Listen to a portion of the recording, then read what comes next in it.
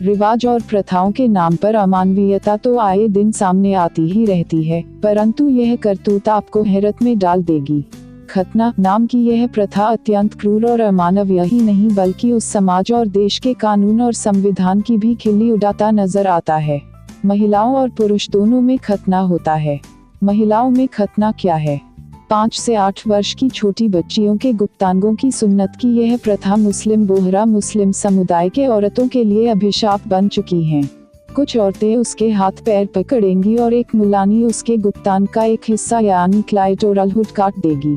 स्त्रियों का खतना करने का यह रिवाज वैसे तो अफ्रीकी देशों में है, लेकिन अफ्रीका महाद्वीप के मिस्र, केन्या, युगांडा, इरिट्रिया जैसे दर्जनों देशों में यह परंपरा सदियों से चली आ रही है।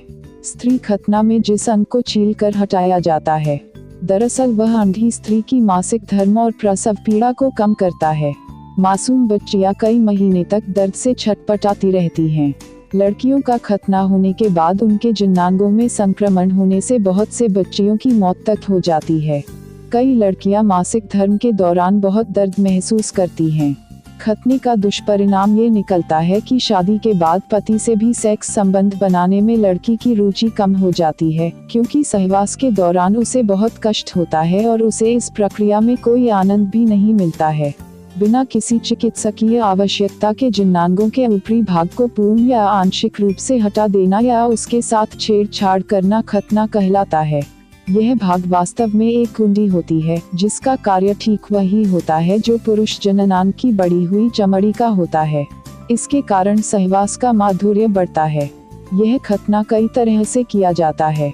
कुछ लोगों का पूरा क्लाइटोरल हुड काटा गया था और कुछ का सिर्फ चुना गया था।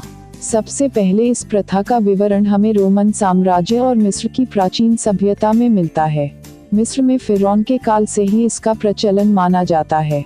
वहाँ के संग्रहालयों में ऐसे अवशेष रखे हैं जो इस प्रथा की पुष्टि करते हैं।